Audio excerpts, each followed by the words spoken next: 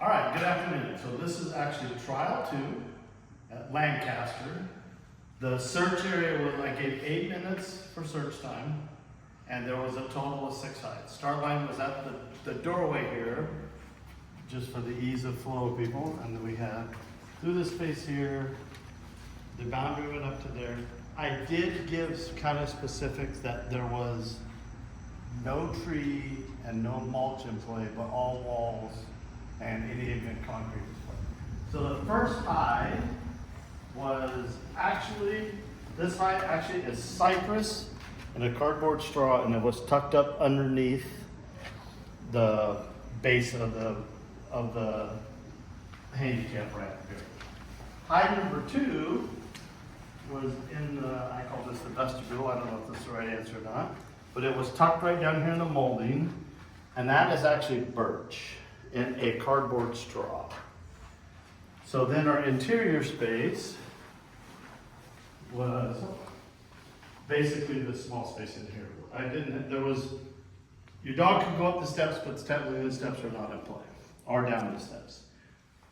Interesting fact, the cypress that was here underneath the base of the handicap ramp had a tendency to blow straight across and kind of collect in that little alcove of where the entrance was. Actually got a few dogs with a few no's over there. All right, so then we have this a little bit of a slope down. Again, all concrete in play, walls in play, but technically no bushes. So in this space, I had 4 hides.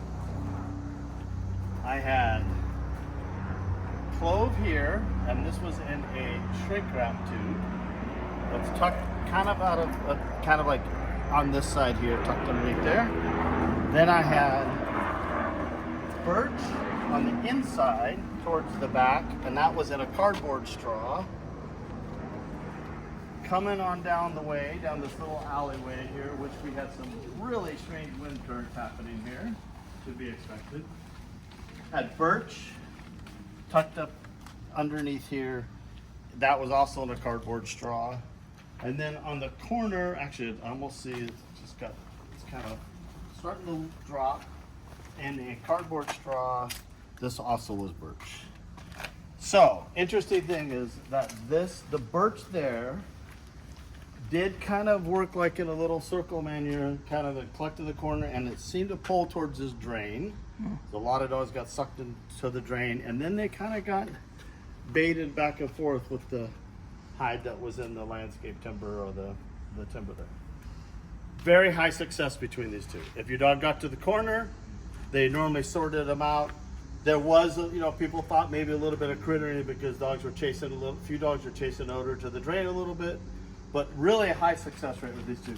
A lot of people didn't initially believe the landscape timber one. This actually was the challenge hide. We had these two running together. 2 type of challenge with this. One, a lot of handlers thought they'd already called this hide. Most dogs found this hide first. And then if their dog did alert on this, a lot of handlers thought, oh, I already called that. I'm gonna give words of advice. Just take the fault and call it again. Don't ever say, I think I called that, because more than one person actually did that. The other thing that happened too is the way the air current was working here, we have wind pushing down, coming through here. 1, 2, 3 hides all ran right past this, and a lot of dogs dismissed this and lumped it with those hides. Thought they did a little head check on it, checked it for a second, left it. So that was the challenge here, really. That really was the challenge. This was probably, of all hides missed, was probably the predominant. We did have quite a few cues.